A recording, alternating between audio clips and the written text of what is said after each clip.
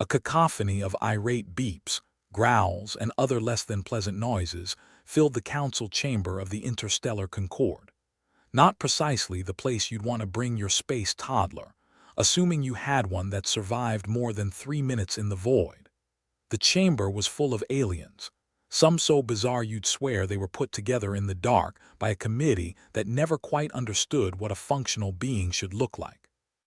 Ewan Proctor, Earth's most diplomatic man, which was a bit like being the world's tallest dwarf, found himself regretting his life choices once again.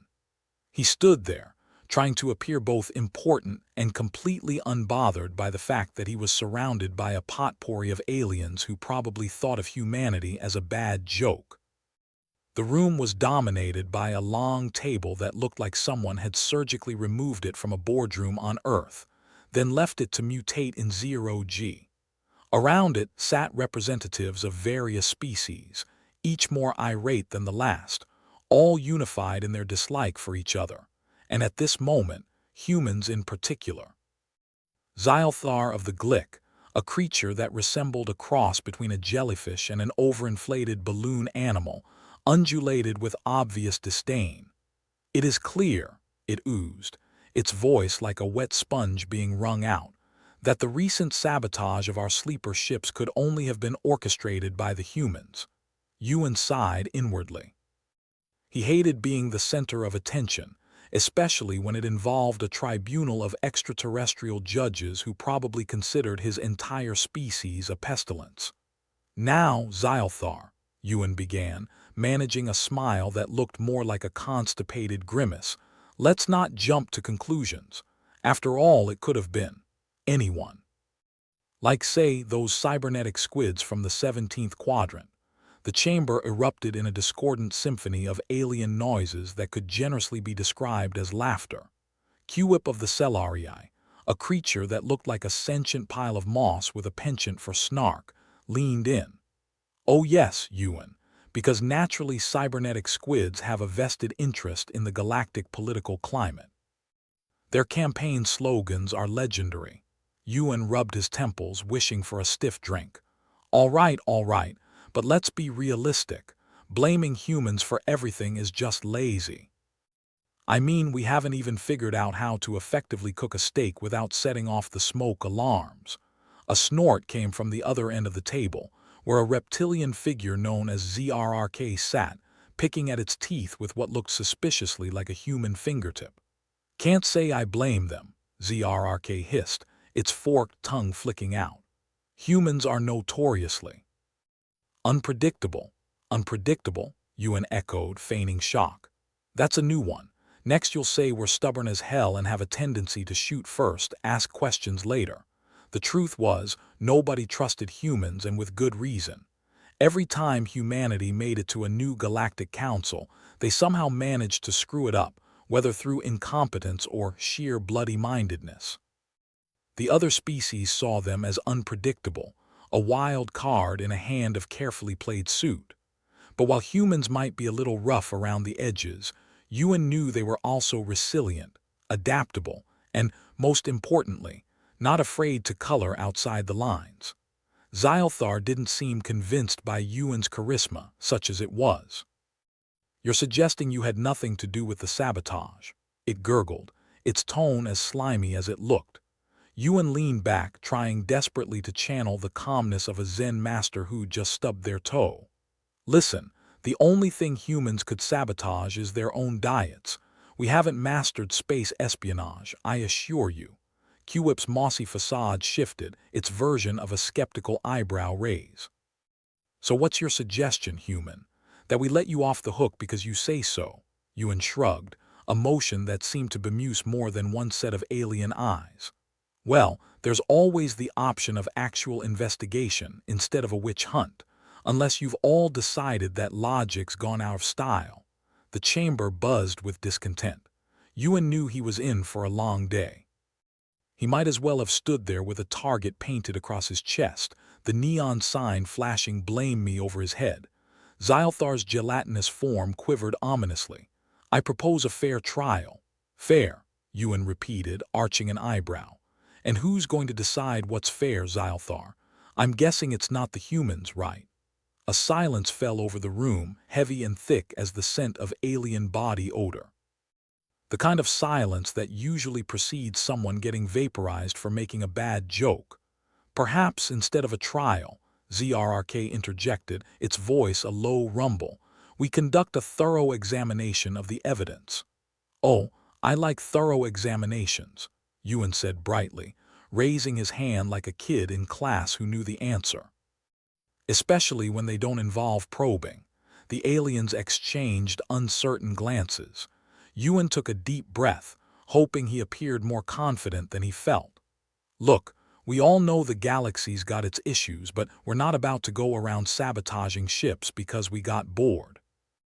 I've seen the consequences of human boredom, and it usually involves bad reality TV and questionable fashion choices. Q-Whip regarded Ewan with what might have been grudging respect. Fine, but you're on thin ice, Proctor. One slip and you'll sink faster than a lead starship. Ewan nodded, aware that his life was now a high-wire act without a safety net. Noted. But remember, if we fall, we're taking all of you with us. The tension in the council chamber was as thick as gelatinous ooze, and as unpleasant. Ewan knew he had to tread carefully, balancing diplomacy with wit. One wrong move, and he'd find himself at the wrong end of an interstellar lynch mob. For now, though, he had managed to deflect outright accusation. It was a small victory, but in the treacherous world of galactic politics, small victories were all you could count on. And as Ewan looked around at the bizarre collection of beings assembled before him, he couldn't help but think that if humanity was going to survive in this universe, it would have to do what it had always done best: adapt, endure, and find humor in the darkest of situations. He'd just have to do it without getting vaporized in the process. Ewan Proctor was wishing for a quick end, a meteor strike perhaps, or maybe an unexpected black hole swallowing up the interstellar Concord Council chamber. But no such luck. Instead, he was stuck in the middle of an intergalactic clown show where the clowns had tentacles and the pies were full of accusations. As the council continued to grumble, a new voice broke through the chaos. It was a voice that oozed with the kind of smarmy self-assurance you'd expect from a used starship salesman. Ladies, gentlemen, and gelatinous life forms, it drawled, drawing the room's attention like a magnet. May I present some evidence? Ewan turned to see a screen flicker to life, a grainy video playing across its surface. The image danced with static, as if trying to tune in from the other side of the galaxy. It showed a group of humans, well, at least they looked human, mucking about with something suspiciously resembling an alien sleeper ship. Ah, great, Ewan muttered to himself. Vacation footage from our latest interstellar screw-up.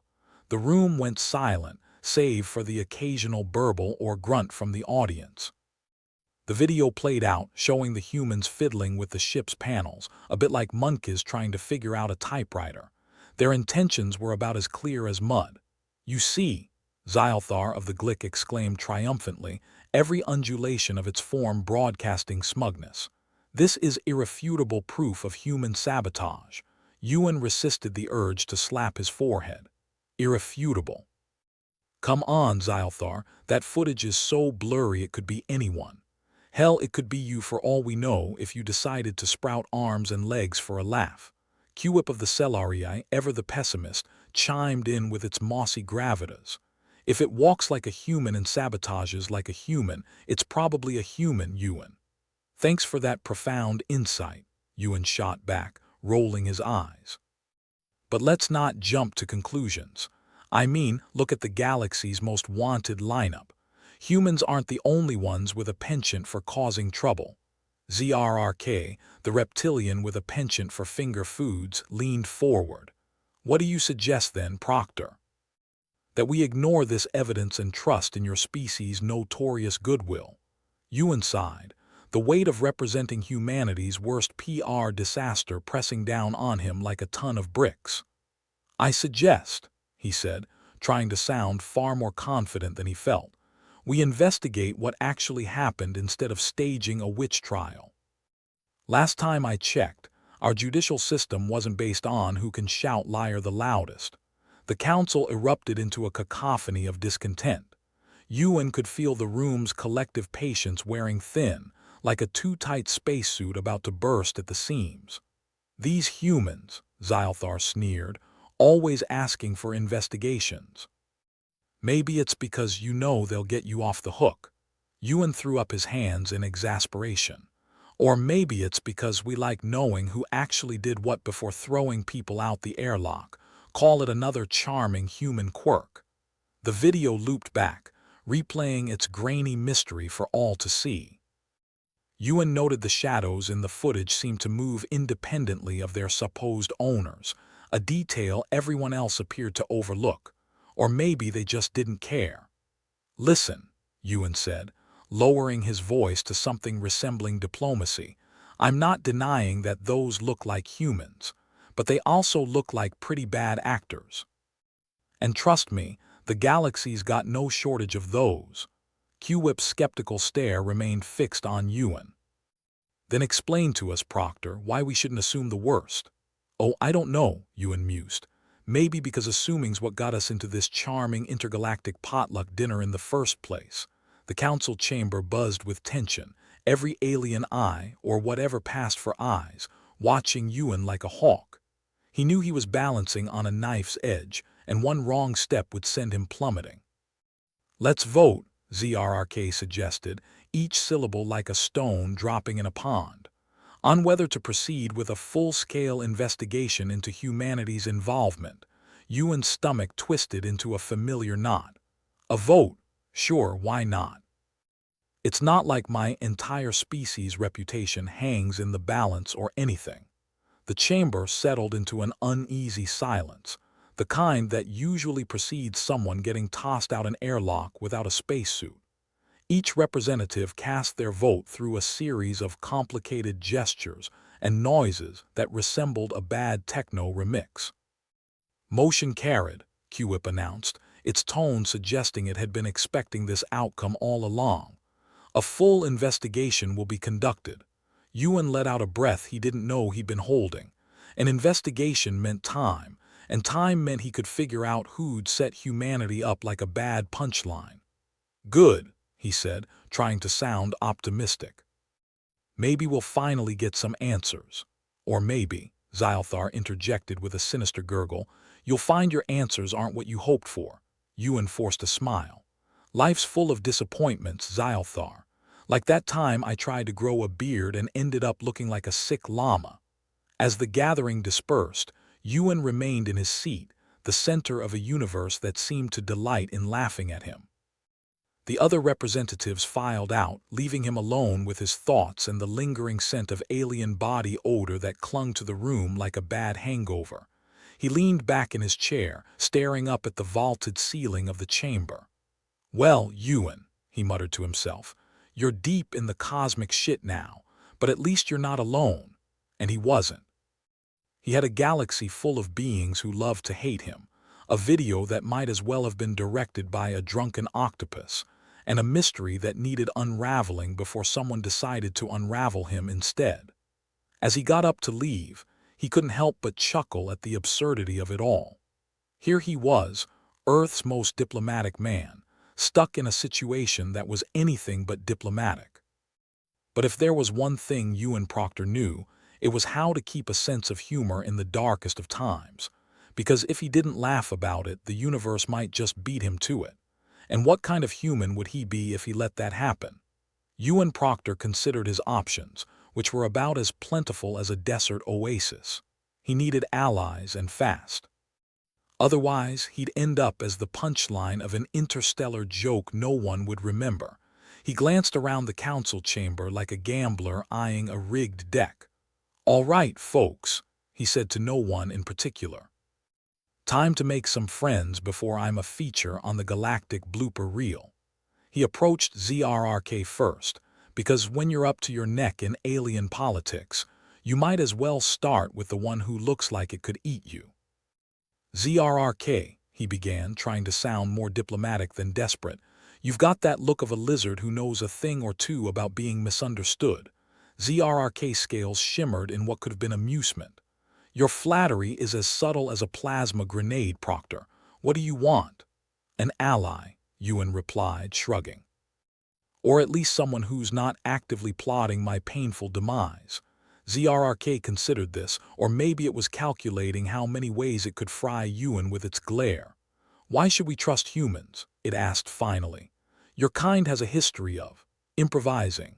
Improvisation's half our charm, Ewan said, flashing a grin that was more confident than he felt. Look, we might be the galaxy's problem child, but we're also pretty good at finding solutions.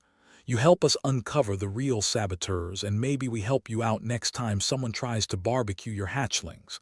ZRRK's eyes narrowed. You make a risky gamble, Proctor, but perhaps your reckless enthusiasm is worth the chance. Ewan let out a breath. Glad to hear it. And if things go south, well, at least we'll have each other to blame, right? Having secured at least a tentative nod from ZRRK, Ewan moved on to Q-Whip, the pessimist with a predilection for assuming the worst. Q-Whip, Ewan greeted, trying to sound casual. I imagine you're already rehearsing my eulogy. Q-Whip's mossy voice dripped with sarcasm. I've been practicing your funeral rites since the moment you walked in. What do you want, Proctor? To change your mind, Ewan replied. Or at least to convince you that if I'm going down, I'll take the stage with a bang so spectacularly disastrous, they'll name a star after it. Q-Whip's eyes, or what passed for them, gleamed. A bold claim. But what do humans offer the Celarii? Ewan leaned in conspiratorially. The truth. We're not the only ones with skeletons in our closets. You help us clear our name, and who knows what other truths we might uncover together. Q-Whip's silence was heavy, like a judgment long overdue. Very well, Proctor. But know this, if you fail, I will ensure your epitaph reads, "Here lies a fool." Thanks, Q-Whip, Ewan replied. I'll make sure it's engraved in glitter. Having secured some degree of tentative support, Ewan departed the council chamber. He was under no illusions. He'd made progress, but he was still the galaxy's favorite scapegoat. Meanwhile, aboard the sleeper ship Endurance, a group of humans were huddled around a holographic display, scrutinizing the grainy video that had caused all this ruckus. Okay, folks, what are we looking at? Asked Captain June Vargas, her voice cutting through the static like a laser. Looks like a bad remake of a heist movie, muttered Flynn, one of the engineers. Only, you know, with more existential consequences. Focus, Flynn, June said, sighing. Who are these people, and why are they making us look like idiots? Flanking the captain was Leela, the ship's security chief, who squinted at the hologram like it owed her money. Could be mercenaries, she suggested, or someone trying to frame us. What's new? Flynn retorted. Everyone loves to blame the humans. We're the universal punchline. Yeah, well, this time the joke's on us, June replied, rubbing her temples. We've got to find out who's behind this before Proctor's charm wears thin and we're all spaced. Flynn tapped a few buttons, zooming in on the footage. These guys aren't exactly pros. Look at how they handle those panels, like they're trying to solve a Rubik's Cube blindfolded. Leela nodded. Amateurs. But why pin it on us? There's got to be a bigger play here. Agreed, June said, crossing her arms. Flynn, see if you can trace any energy signatures or transmissions. Maybe they left a breadcrumb trail we can follow. On it, Captain, Flynn replied, already lost in a world of data streams and algorithms. Leela glanced at June, concern etched in every line of her face. You think we can clear our name in time? June's smile was wry, a little crooked. We have to.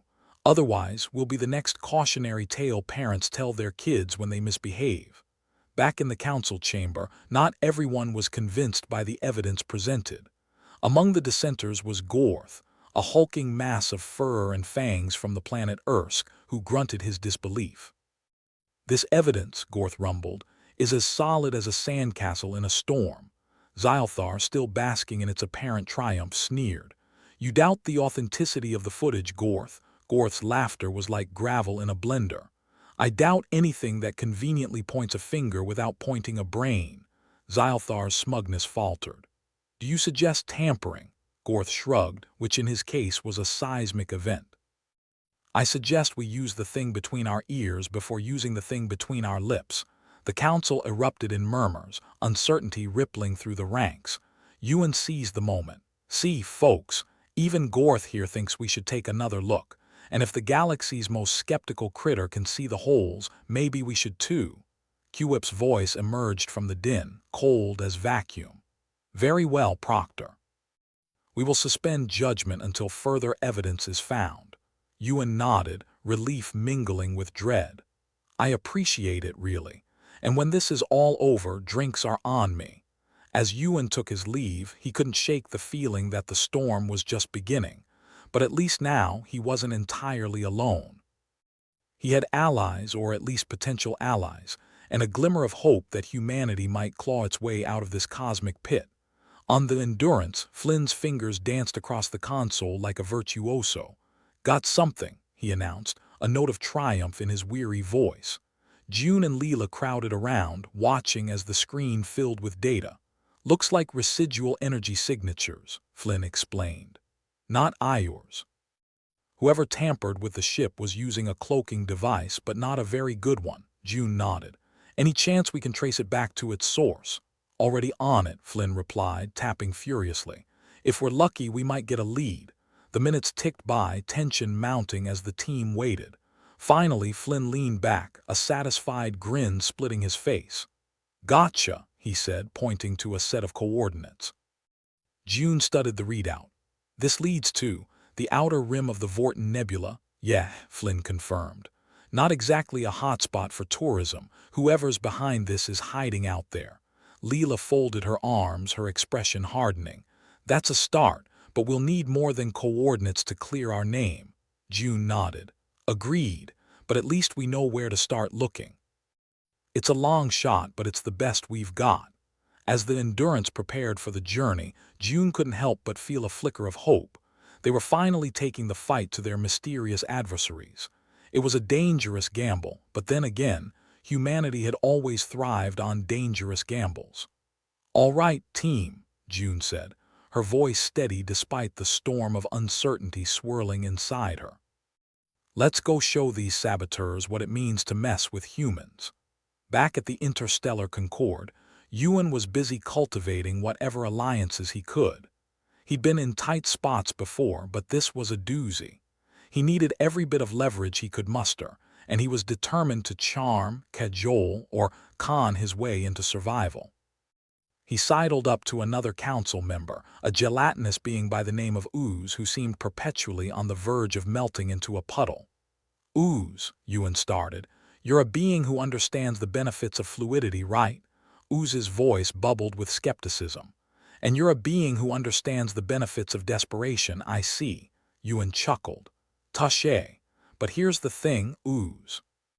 The galaxy's a big place, and there are a lot of folks out there who'd love to pull one over on us. If humanity goes down for this, who's next?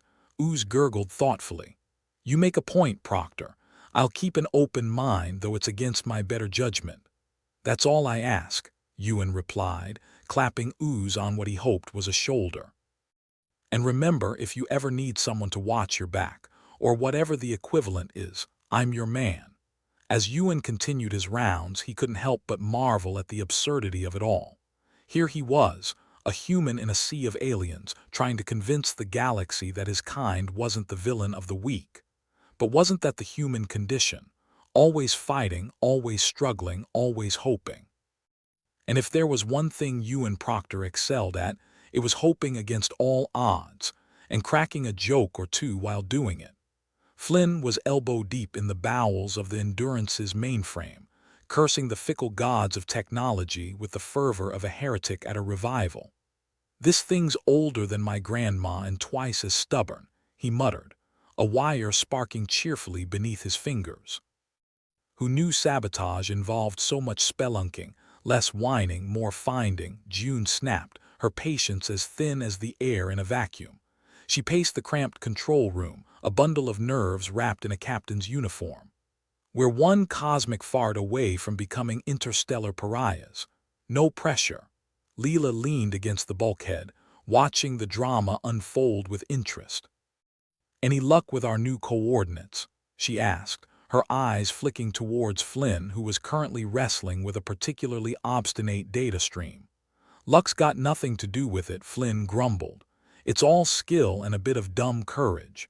Speaking of, I think I've got something." He gestured at the screen, where a cluster of signals flickered like a guilty conscience. "Looks like our mystery saboteurs have a fondness for human tech." "Great," June sighed. "We've been set up by tech-loving xenophobes. What's next? Killer space hamsters. Wouldn't put it past the universe at this point," Leela replied dryly. "But if they are using our tech, it means they've got a contact somewhere. Someone who knows how to handle old human gear." Flynn frowned. "Yeah, but it's not like we're advertising spare parts on Space Bay. Whoever this is, they've gone to a hell of a lot of trouble to throw us under the space bus." June nodded. "Then we need to find out who's playing demolition derby with our reputation, and fast." She glanced at Leela. "Prep the crew for a jump to the Vorten Nebula. It's time we crashed their little party." Back in the council chamber, Ewan Proctor was performing his own version of a high-wire act, minus the safety net. He stood before the assorted assembly of aliens, looking for all the world like a used speeder salesman at a luxury hovercar convention. "I'll keep this short, folks, since I know you all have better things to do, like plotting my untimely demise," he began, flashing a grin that could light up a black hole. "We've got evidence that the sabotage was orchestrated by a third party using human technology." Zylthar of the Glick, ever the skeptic, raised a chitinous eyebrow. "How convenient. And I suppose you have proof that doesn't involve holographic smoke and mirrors." Ewan spread his hands. "We're working on it. But in the meantime, consider this. If humans wanted to sabotage anything, we'd at least make sure the camera wasn't rolling, right? Give us some credit for strategic incompetence." A ripple of laughter, or its alien equivalent, passed through the chamber. Ewan pressed on. "Whoever's behind this wants us distracted, pointing fingers at each other instead of looking for the real culprits. The question is, are we gonna let them get away with it?" Qwip's mossy voice rang out, heavy with skepticism. "A nice theory, Proctor, but theories don't stop bombs." Ewan nodded. "True, but plans might. Here's mine. You help us track these bastards down, and I promise we'll make their lives a living hell. No one likes being the galaxy's joke, especially not us." ZRRK, scales shimmering with caution, leaned forward. "And what if your plan fails, human? Then at least we'll fail spectacularly." Ewan shot back. "And won't that be a story to tell your hatchlings?" The council rumbled with debate, the air thick with doubt and indecision. Finally it was Gorth, the ursine giant, who spoke. "I say we give the human a chance. If he succeeds, we catch the real saboteurs. If he fails, we have a new furry rug for the council chamber." Ewan grinned, though his stomach churned like a bad reactor. "Thanks, Gorth. I'll take that as a vote of confidence." Meanwhile, aboard the Endurance, the crew braced for the leap through space. With Flynn's coordinates locked in, the ship shuddered with the promise of imminent chaos. June stood at the helm, fingers poised over the control panel. "Ready for a scenic tour of the Vorten Nebula?" she asked, her voice steadier than she felt. "Just what I always wanted," Flynn replied, sarcasm dripping like engine grease. "A one-way ticket to nowhere. Let's just hope there's someone home when we knock," Leela added, her eyes fixed on the swirling void of hyperspace ahead. As the Endurance surged forward, the familiar pull of hyperdrive wrapped around them, bending reality into a kaleidoscope of light and motion. "Here we go," June murmured, more to herself than anyone else. "Into the belly of the beast." On the other side of the galaxy, Ewan was back in his element, juggling allies and enemies like a galactic circus performer. He'd managed to convince a few council members to hear him out, but the path forward was about as clear as a politician's promise. He cornered Zylthar in a quiet alcove, the alien's smug aura set on low simmer. "Zylthar," Ewan began, "you and I both know this isn't just about humans being the universal punchline. There's more at stake here." Zylthar's eyes narrowed suspiciously. "Enlighten me, Proctor." "What exactly do you think is at stake?" "Control," Ewan replied, his voice low and urgent. "Someone's playing a dangerous game with all of us. They want chaos, division, and a whole lot of power vacuum to fill. The alien considered this, its shrewd mind ticking over possibilities like a predator stalking prey. And you think exposing these saboteurs will change that? I think it's a start, Ewan said. And between you and me, I'd rather take a risky chance than sit around waiting for the axe to fall. Xylthar's response was a slow, deliberate nod. Very well, Proctor. I'll lend you my support for now. But if this backfires, I'll make sure your reputation is vaporized faster than a nova flare, noted, Ewan replied, adding another mental checkmark to his list of tentative allies. He had to move quickly before the winds of suspicion shifted again. Back on the Endurance, the ship emerged from hyperspace with a lurch that left Flynn clutching his stomach. Next time, remind me to skip breakfast before a jump, he groaned. June ignored his discomfort, her focus laser-sharp on the viewscreen. The Vorton Nebula loomed before them, a churning mass of gases and stars that could swallow them whole. "We're here," she announced. "Now let's find our friendly neighborhood saboteurs." Leela activated the ship's scanners, data flooding the console. "Picking up some strange readings," she said, her voice tinged with curiosity and a hint of unease. "Looks like an energy signature matching human tech, but it's faint, like they're trying to mask it." "Let's hope they're not expecting company," June replied. "Flynn, keep us steady. Leela, see if you can pinpoint the source." As they delved deeper into the nebula, the tension on board was palpable. Every creak of the hull sounded like a harbinger of doom, every beep of the sensors a potential alarm. Finally, Leela let out a triumphant sound. "Got it. There's a ship hidden in the third quadrant using the nebula's interference as cover." June's eyes narrowed. "Looks like we found our rats. Let's pay them a visit." As the Endurance glided through the nebula, June couldn't shake the feeling that they were walking into a trap. But what choice did they have? Humanity's honor was at stake, and if that wasn't worth a gamble, nothing was. "Prepare to dock," June ordered, steeling herself for whatever lay ahead. "Let's show these saboteurs why humans are the galaxy's most unpredictable species." As the Endurance maneuvered into position, Ewan was back at the council chamber, doing his best to keep the fragile peace he'd brokered. Every nod, every cautious agreement felt like a victory, but he knew it was all on borrowed time. He approached Q-Whip, whose perpetually pessimistic aura had grown to encompass a small black hole of doubt. "Q-Whip," Ewan began, "what say we hedge our bets and throw in together for a bit?" Q-Whip regarded him with something that might have been amusement. "I suppose you want me to trust in human ingenuity, more like human desperation," Ewan admitted with a shrug. "We're good at that. And if this works, maybe we can all walk away with our hides intact." Q-Whip's silence stretched like a dark cloud, but finally he nodded. "Very well. But remember, Proctor, if this goes awry, I'll be the first to say I told you so." Ewan grinned. "Wouldn't have it any other way." As he continued his rounds, Ewan's mind was half on the council, half on the Endurance. He could only hope June and her team were making progress, because if they didn't unmask the saboteurs soon, there wouldn't be a council left to convince. On the Endurance, the crew braced for confrontation. As they docked with the hidden ship, June led the way, her expression grim with determination. "Remember," she told her crew, "we're here to make friends, not enemies. But if they start shooting, feel free to return the favor." They advanced cautiously, weapons at the ready, as the airlock hissed open.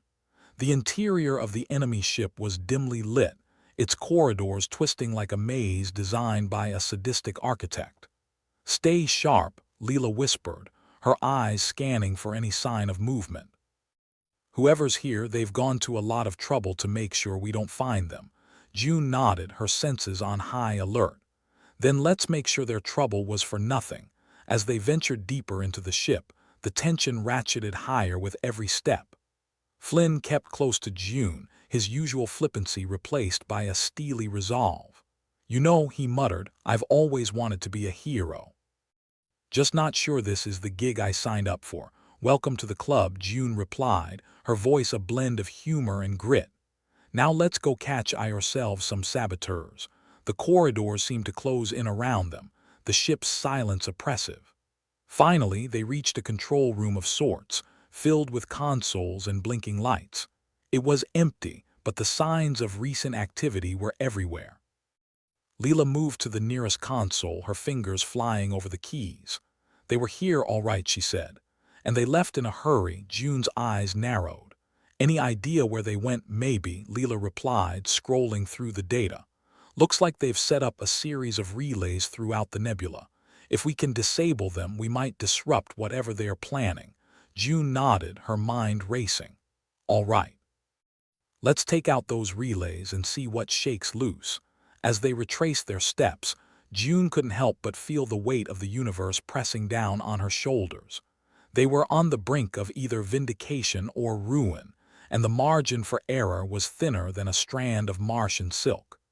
Back in the council chamber, Ewan was doing his best to hold the line.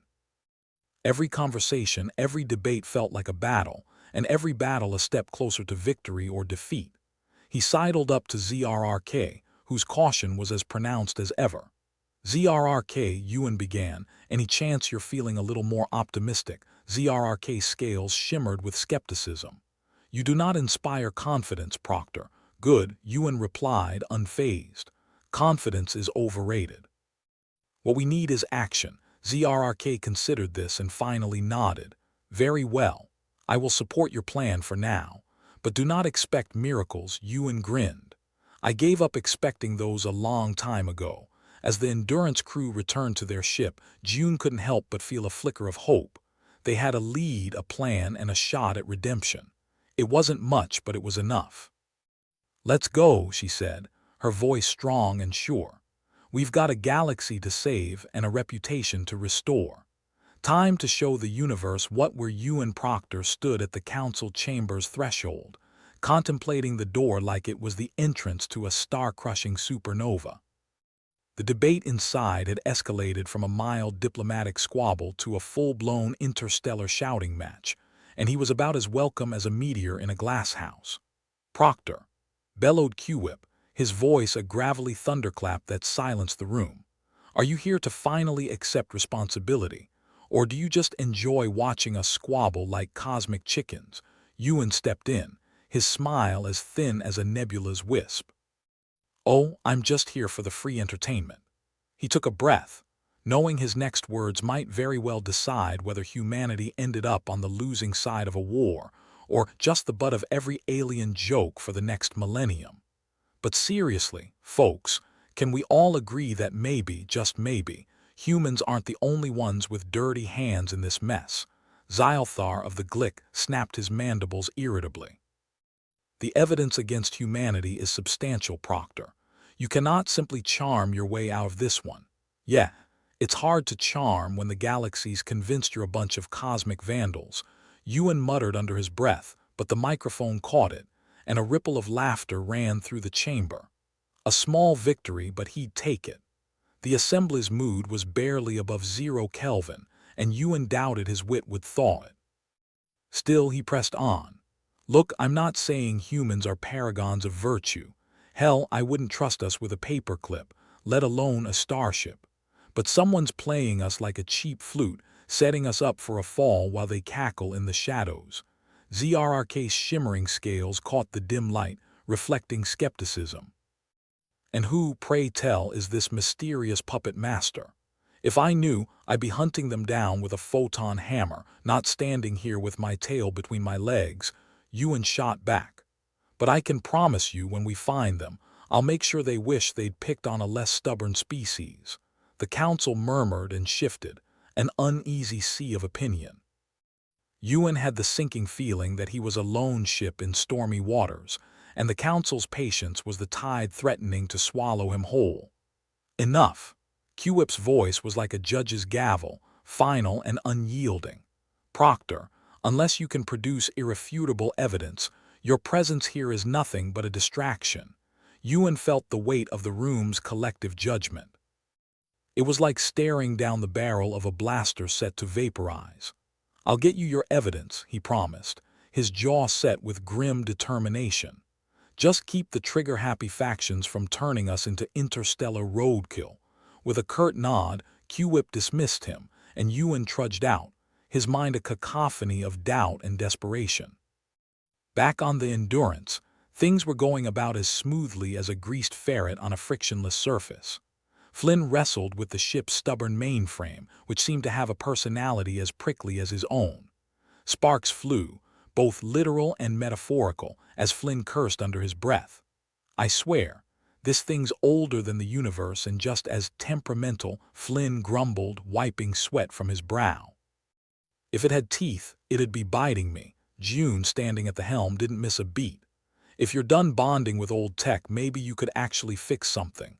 Flynn shot her a look that could curdle milk. "Working on it, Captain. Don't you have a mutiny to plan or something?" Leela, perched like a hawk by the sensor array, glanced over, her expression half amused, half wary. "We're picking up some interference from those relays. It's messing with our systems, and I don't think they are inviting us over for tea." "Great," June huffed, her patience thinner than a space wraith's whisper. "Just what we need, uninvited guests and a glitchy mainframe." "Hey, at least we're consistent," Flynn quipped, wincing as another shower of sparks rained down. Always in trouble, never out of style. Meanwhile, the mood in the corridors of the enemy ship was about as cheerful as a mortuary on discount day. The crew moved with the kind of cautious paranoia usually reserved for horror holoflicks, their senses tuned for any hint of danger. June led the pack, her resolve as solid as the titanium plating beneath their feet. "Remember," she said, her voice low but firm, "we're not here to start a fight. But if they want one, we'll finish it." The ship groaned around them, its metallic bowels echoing the sounds of their intrusion. Flynn, never one to let an opportunity for levity pass, whispered, "I think this ship's on the verge of a nervous breakdown. It's like it knows it's hosting uninvited guests." "Then let's not overstay our welcome," June replied sharply. "We're here to pull the plug on those relays, not redecorate." As they reached the relay hub, their tension coiled like a spring. Leela tapped into the control panel, her fingers a blur of efficiency. "This should do it," she murmured, a smile creeping onto her face as the relays began to power down. "Now let's see if we've just pulled the rug out from under them." A faint hum filled the corridor as the relays faltered, leaving behind a silence as ominous as a storm's breath. June's eyes scanned the area, her instincts screaming that they were far from safe. And then, the world erupted in chaos. A klaxon blared, red lights flashing like 1,000 accusing eyes. "Looks like we tripped something," Flynn observed dryly, as armed figures emerged from hidden alcoves, weapons drawn and expressions grim. "Perfect," June muttered. "Just the welcoming committee I was hoping for." The fight that ensued was a testament to human stubbornness. Outgunned and outnumbered, the crew fought with the kind of reckless determination born from desperation. Flynn's engineering tools became impromptu weapons, each swing a defiance against the odds. "Remind me to give you a raise," June shouted over the din, ducking a wild shot. "First, let's make sure there's a ship left to pay me with," Flynn retorted, blocking a blow with a wrench. Leela covered their retreat, her aim unerring as she picked off foes with a sharpshooter's precision. "I always said I wanted to see the universe," she quipped, taking down another enemy. "Just didn't think I'd be doing it while dodging lasers." The crew retreated, a strategic withdrawal as June preferred to call it, back to the Endurance. The enemy ship's corridors twisted like a drunken maze, but June's instincts guided them true, even as her heart beat a tattoo of adrenaline in her chest. "Punch it, Flynn," she ordered as they reached their ship, the airlock barely sealing behind them before the Endurance pulled away. The nebula swallowed them whole, its gases a shroud of uncertainty. As the ship sped through the stars, June felt the weight of their escape press against her like a vice. "You think they'll follow?" Leela asked, her voice tense with unspoken fears. "Let them try," June said, her eyes burning with resolve. "We've got what we came for. Now it's time to deliver." Flynn slumped into a chair, exhaustion etched into his features. "Remind me why we do this again." "Because we're idiots with a death wish," June replied, though there was a spark of defiance in her tone. And because, deep down, we care about something bigger than ourselves, or maybe we're just gluttons for punishment, Leela added, a wry smile playing on her lips. Back at the council chamber, Ewan was feeling about as useful as a parachute on a spacewalk. His influence was waning faster than a comet's tail, and the collective doubt in humanity's innocence was as thick as the starlight beyond. He watched as the council descended into chaos, each species shouting over the other, their accusations flying like asteroids in a meteor shower. It was less a diplomatic assembly and more a chaotic free-for-all, and Ewan was the reluctant ringmaster. Quip's voice cut through the noise like a laser through butter. "Proctor, your time is up. The council is ready to vote, and unless you've got a miracle stashed in your pocket, humanity will face the consequences." Ewan raised his hands in a gesture of feudal peace. "I just need a little more time. June and the crew are working on it, but you've got to hold off your dogs of war a bit longer." "Enough," Xylthar snapped, his patience as thin as a filament. "We cannot delay forever on the whim of human promises." Ewan's mind raced, searching for anything that could buy them more time. But the council's decision was a ticking time bomb, and he was out of wire cutters. Outside the chamber, the corridors of the diplomatic station seemed to stretch on forever, a labyrinth of uncertainty and fear. Ewan's thoughts were a jumble of desperation and fading hope as he paced, each step a countdown to humanity's doom. Back on the Endurance, June and her crew were racing against the clock, their ship a bullet through the void, fueled by adrenaline and defiance. "We've got to get this data to the council," June said, her tone brooking no argument. "It's our last shot at proving we're not the villains of this piece." Flynn nodded, setting course for the station with a grim determination. "I just hope they listen." Leela's eyes were on the scanner, her expression a mask of concentration. "They'll listen. We'll make them." As the Endurance hurtled through space, their path was fraught with uncertainty, the shadows of their enemies lurking just beyond the veil. But even as the odds stacked against them, the crew pressed on, their resolve unyielding in the face of the vast, indifferent cosmos. The council's chamber loomed ahead, a beacon of hope or despair, Ewan waiting with bated breath for a sign, any sign, that they weren't too late. As the Endurance approached, its crew prepared to make their final stand, ready to lay everything on the line for the truth. Humanity's darkest ire was upon them, and the universe watched with bated breath. Ewan Proctor sat alone in his dimly lit office on the diplomatic station, feeling more like a stranded explorer than a representative of the human race. The council's judgment was breathing down his neck, its cold breath mingling with his own anxiety. He stared at the blank screen in front of him, trying to formulate a plea that didn't sound like a desperate cry for help, even though that's exactly what it was. "All right," he muttered to himself. "Time to channel humanity's greatest hits. Let's see if we can't sell this ragtag band of misfits as saviors of the galaxy." The comm system whirred to life, and Ewan's face appeared on screens across the galaxy.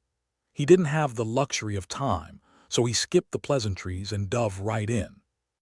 "Ladies, gentlemen, and genderless entities of the universe, I come to you today not as a desperate man, though I am, but as a representative of a species with a knack for getting into and out of trouble." Ewan began, his voice a strange mix of earnestness and irony. "We've been called cosmic vandals, interstellar pests, and my personal favorite, those damn humans. But we're also the species that figured out how to fly by strapping ourselves to explosions. We've outsmarted starvation, disease, and 1,000 ways to die on our little mudball of a planet. If there's one thing we're good at, it's surviving the impossible." He leaned forward, eyes intense. "And right now, we're on the brink of proving ourselves again. You see, while you've been deciding our fate, my crew has been busy. We've uncovered evidence that might just clear our names and put the spotlight on the real culprits." There was a pause, a pregnant silence where Ewan hoped his words would strike a chord. "So before you decide to flush humanity down the cosmic toilet, Give us a chance to show you our cards." With a deep breath, Ewan ended the broadcast. He would know soon enough if his gamble paid off, or if they were simply the latest species to become a footnote in someone else's history book. Meanwhile, aboard the Endurance, Flynn was knee-deep in wires and curses, swearing his way through another repair job. The old ship's mainframe was about as cooperative as a cat in a bathtub, but Flynn was nothing if not stubborn, and he'd be damned if he let a bunch of circuits get the better of him. June hovered nearby, watching his progress with mounting impatience. "If that thing doesn't start purring soon, we might have to communicate with Semaphore," she quipped. Flynn rolled his eyes, his hands moving with practiced ease. "If I wanted to be a magician, I'd have joined the circus, not the fleet." "Same thing, really," June replied with a smirk. "Except here the stakes are slightly higher." "Get it done, Flynn. We're running out of time." In the control room, Leela's fingers danced over the console, her eyes flicking between screens as she monitored the ship systems. "We've got something," she called out, her voice cutting through the tension like a beacon. "Data logs from the enemy ship." "Flynn, whatever you did, it's working." Flynn gave a sarcastic bow, almost tipping himself into a pile of tangled cables. "Always happy to perform miracles." "Let's hope this one's a game changer," June muttered, her mind already racing ahead to what they needed to do next. "All right, team, let's see what kind of dirt we've dug up." The data logs painted a picture that was as damning as it was enlightening. Turns out, the real saboteurs were a rival alien faction, using humanity as their unwitting scapegoat in a bid for power. The logs even contained communiques that made no bones about their intentions. "Frame the humans, sit back, and watch the chaos unfold." "Well, isn't this a nice surprise?" Leela said dryly. "We're not the villains after all, just the patzes." June nodded, a grim smile tugging at her lips. "Looks like we've got our smoking gun. Now, let's see if we can shoot it in the right direction." Back at the council chamber, the atmosphere was as tense as a bomb with a faulty timer. The alien representatives were in a frenzy, each trying to outshout the other, their words like sharpened daggers aimed squarely at humanity's collective throat. Ewan stood in the eye of the storm, trying to keep his cool. "If you'll just give us a moment," he pleaded, holding up a hand as if he could physically hold back the tide of accusations. "My crew is delivering the evidence as we speak." Q-Whip's gravelly voice cut through the din. "We've heard enough promises, Proctor. Without proof, you're just blowing smoke."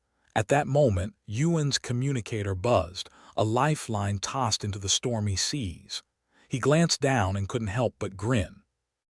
"Ladies and gentlemen, I believe our proof has just arrived."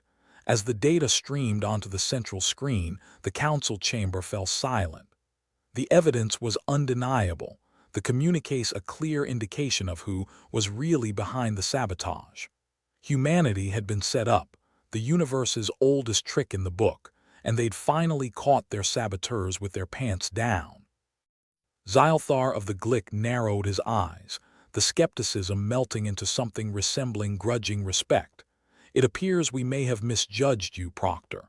It seems the humans are not as clueless as they seem." Ewan couldn't help but laugh, a sound that echoed in the chamber with a mix of relief and triumph. "We're many things, Zylthar. Clueless isn't one of them." The tide was turning, a slow but steady shift as some of the alien species began to reconsider their stance. The evidence was irrefutable, and even the most vocal critics found themselves on shaky ground. As the chamber settled into a tense calm, Ewan knew the battle wasn't over yet, but they'd gained a crucial foothold. Now it was a matter of convincing the rest of the galaxy that humanity wasn't the villain of this story, merely the scapegoat. Back on the Endurance, Flynn slumped into his chair, the adrenaline finally giving way to exhaustion. "We might just pull this off," he said, disbelief coloring his words. June shot him a tired grin. "Don't get too comfortable. We've still got a war to avoid." Leela leaned back, stretching her arms above her head. "Hey, at least we're not dead. Yet." The crew shared a collective sigh, the relief a palpable force in the cramped confines of their ship. For the first time in weeks, it felt like they had a fighting chance. As the Endurance continued its journey through the stars, the crew knew they were far from safe. But with their new evidence, they had a sliver of hope to cling to, and sometimes a sliver was all you needed. Ewan watched the council representatives file out, their expressions ranging from grudging respect to outright anger. He knew there was still work to be done, alliances to be forged and loose ends to tie up. But for now, they'd managed to claw their way back from the brink of annihilation, and that was something. As the universe continued to spin in its endless dance, Ewan couldn't help but feel a sense of pride in humanity's tenacity. They were survivors, after all. Survivors with a knack for beating the odds and proving their worth in a galaxy that was all too eager to write them off. And as he made his way back to the Endurance, Ewan couldn't shake the feeling that, for the first time in a long time, the wind was finally at their backs. Ewan Proctor stood on the cusp of triumph and catastrophe, two sides of the same coin that seemed to flip endlessly in his mind. The council chamber, a chaotic circus of alien diplomacy, was finally starting to lean toward order, thanks to the damning evidence his crew had scraped together. He had to admit, watching the aliens, some of the most high-end mighty beings in the galaxy, squirm as they realized their mistake was immensely satisfying. He adjusted his collar, a vain attempt at looking presentable in front of the interstellar Concorde. "As you can see," he began, his voice tinged with just the right amount of smugness, "humanity has been framed by a rogue faction aiming to destabilize galactic peace.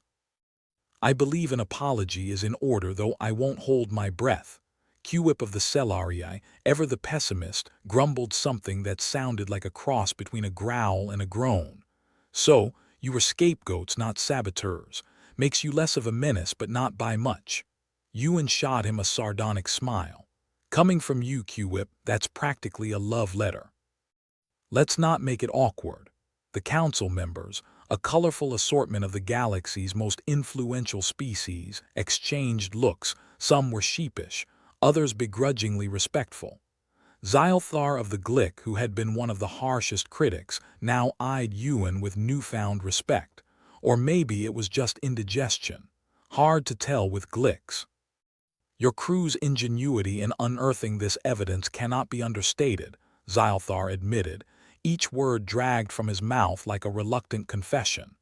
"It seems the humans have once again proven their peculiar resourcefulness." "Resourcefulness is just a fancy word for winging it," Ewan replied. "But I'll take the compliment."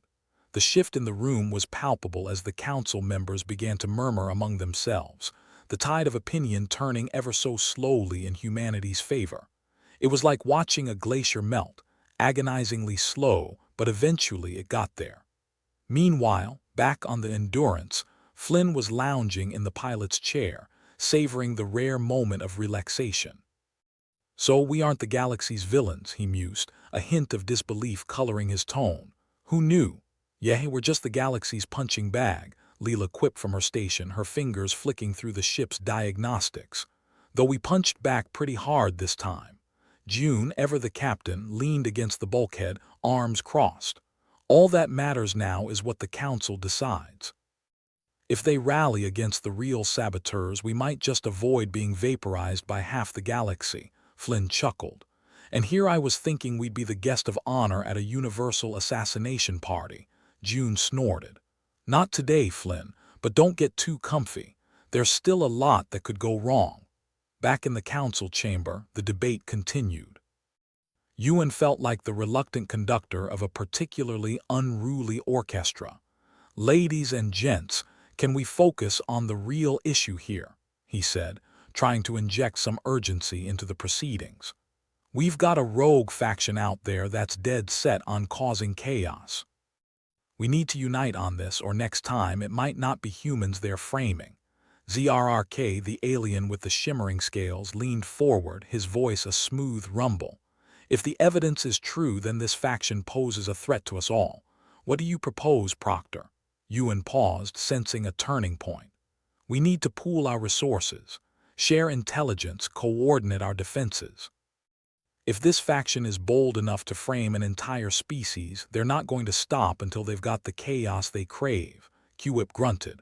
An alliance with humans. Desperation makes for strange bedfellows. Desperate times, Q-Whip, Ewan shot back with a grin. Besides, you could do a lot worse than us. The council members began nodding, a slow ripple of agreement spreading through the room. It wasn't unanimous, but it was close enough. Ewan could almost taste the victory, bittersweet as it was. They weren't out of the woods yet, but at least they weren't lost in the forest anymore. As the meeting wound down, Ewan found himself cornered by Xylthar, whose eyes gleamed with a mix of curiosity and something that might have been respect. You managed to turn the tide when all seemed lost.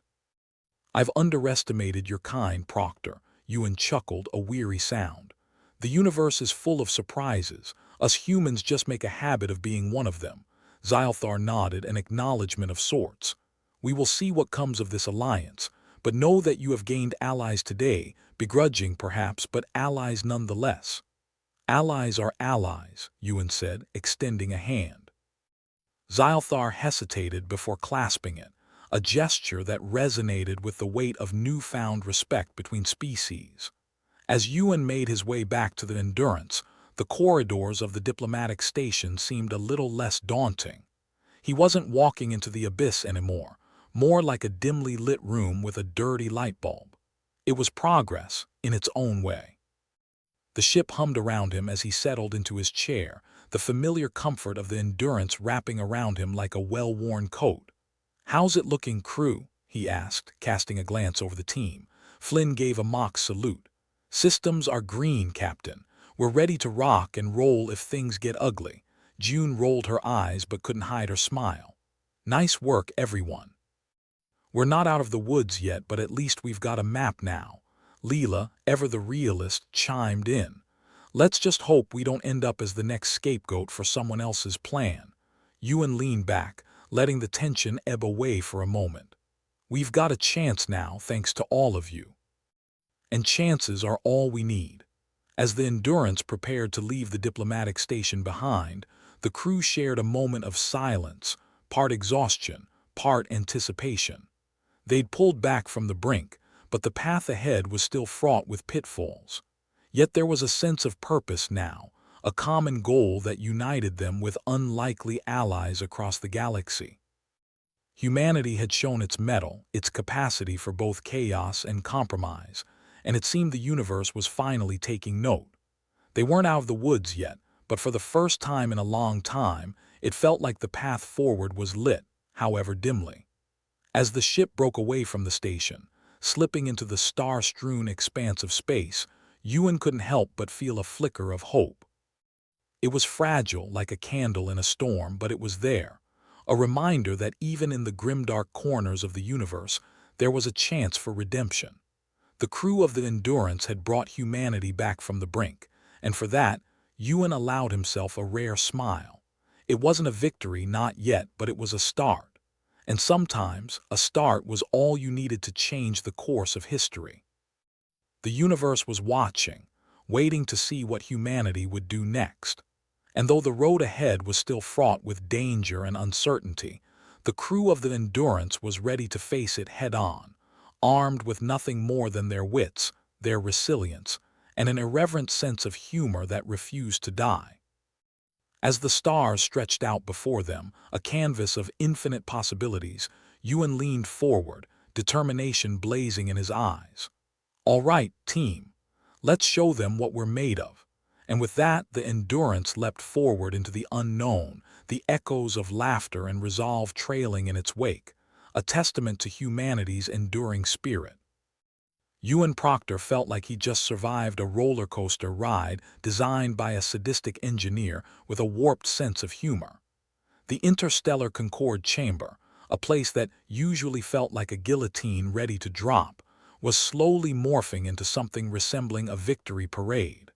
Well, as close to one as humanity was likely to get. The Council, a veritable zoo of starry-eyed idealism and crotchety bureaucracy, was showing signs of something almost like respect.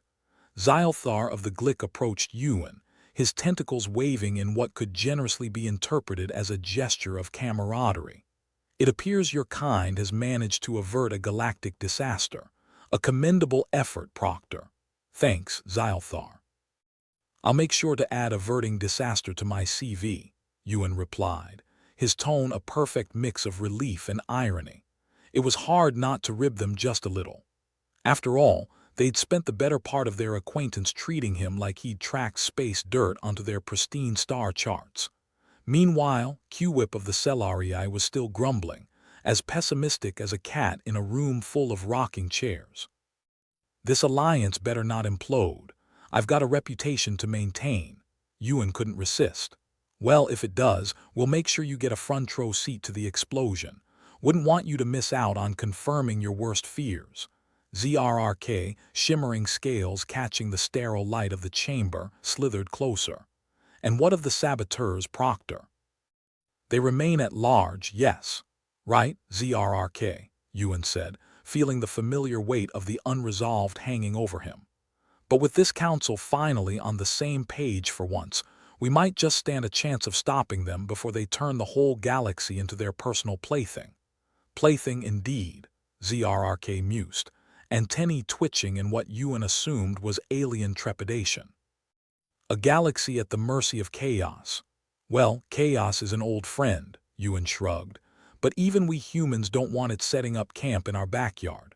The council, like a dysfunctional clock, seemed to tick in unison for the first time. Resolutions were passed, alliances forged, and the notion of a united front began to take form.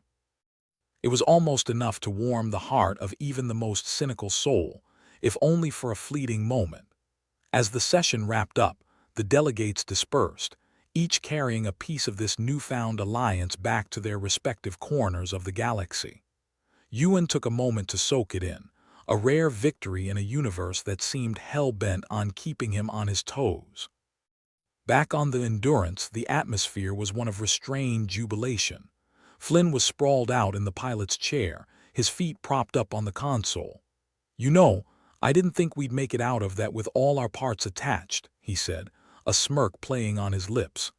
"Guess miracles happen," Leela chimed in, her eyes fixed on the holo-display as it flickered through diagnostic screens. "Or maybe we're just too stubborn to die." June, ever the pragmatic captain, scanned the room with her usual hawk-eyed intensity. "Let's not get ahead of ourselves. We've pulled back from the brink, but there's still a universe out there full of things that want to kill us." "True," Ewan acknowledged, "but at least now we know who our friends are, or at least who our frenemies are." Flynn chuckled. "Frenemies, huh? Next you'll be telling me we're having tea with Q-Whip." "Pass," Ewan shot back. "I prefer my tea without a side of doom and gloom." The banter was a welcome distraction from the ever-looming threat of existential dread, a staple of life on the Endurance. But it was also a reminder of how far they'd come. Humanity, once a cosmic punchline, now stood shoulder to shoulder with the galaxy's finest. Or at least its most grudgingly tolerant. Meanwhile, on the diplomatic station, word of the Council's decision spread like wildfire. Ewan's reputation, once teetering on the precipice of disgrace, was now steadily climbing the rungs of respectability. It was a strange sensation, like wearing a suit that fit just a bit too snugly. As he and his crew prepared to disembark from the station, Ewan couldn't shake the feeling that something monumental had shifted. Humanity, for all its improvisation and unpredictability, had carved out a niche in the annals of galactic history. And for once, it wasn't as the villain of the piece. Their status reinstated, the crew of the Endurance was treated to a reception that bordered on the surreal. Alien delegates and officials lined up to offer their congratulations, a veritable buffet of scales, fur, and assorted appendages extending gestures of goodwill. Xylthar was among them, his demeanor almost jovial. "Proctor, I trust you will not let this newfound alliance slip into disarray." "I'll do my best, Xylthar," Ewan promised, clasping the alien's appendage in a handshake that felt both historic and slightly awkward. "But you know us humans, always full of surprises." As the Endurance prepared to depart, Ewan took a moment to reflect on the whirlwind of events that had brought them to this point. They'd been on the brink of ruin, teetering on the edge of galactic exclusion, and yet they'd emerged with more than they'd ever dared hope for. "Ready for launch," Flynn called, his hands dancing over the controls with practiced ease. "Let's get out of here before they change their minds," June quipped, her voice a steady anchor amidst the chaos. Ewan nodded, throwing a final glance back at the station, a place that had been both a crucible and a proving ground. "Let's show them what humans are made of," he said, his voice barely above a whisper but carrying the weight of everything they'd fought for. As the Endurance slipped away from the station, the stars unfurled before them, a tapestry of endless potential. The universe was vast, unpredictable, and full of both danger and promise. But for the first time in a long while, it felt like they belonged out here amidst the stars. In the days that followed, news of the Council's decision spread throughout the galaxy. Humanity's reputation, once a frail reed in the storm, was now being rebuilt with the kind of tenacity only they could muster. Tales of their resilience, their adaptability, and their unexpected strengths began to circulate, turning them from galactic scoundrels into something resembling heroes.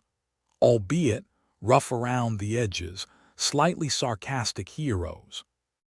In remote corners of the galaxy, beings from countless worlds began to see humans in a new light, not as cosmic vandals or interstellar pests, but as allies who could, when push came to shove, hold their own against the odds. Back on the Endurance, life continued in its usual chaotic rhythm. The ship was a hive of activity, with repairs underway and morale higher than it had been in recent memory.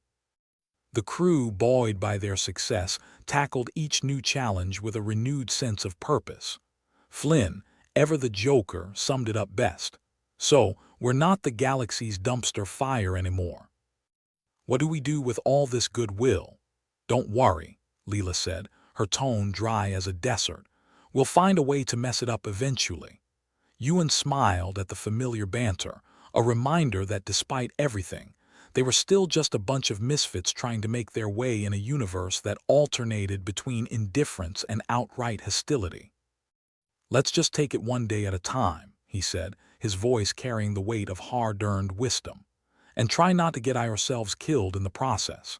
As the Endurance sailed through the starry expanse, Ewan couldn't help but feel a flicker of hope amidst the cynicism, a hope that maybe, just maybe, humanity had found its place in the universe. It wasn't perfect, and it sure as hell wasn't easy, but it was theirs. For now, that was enough.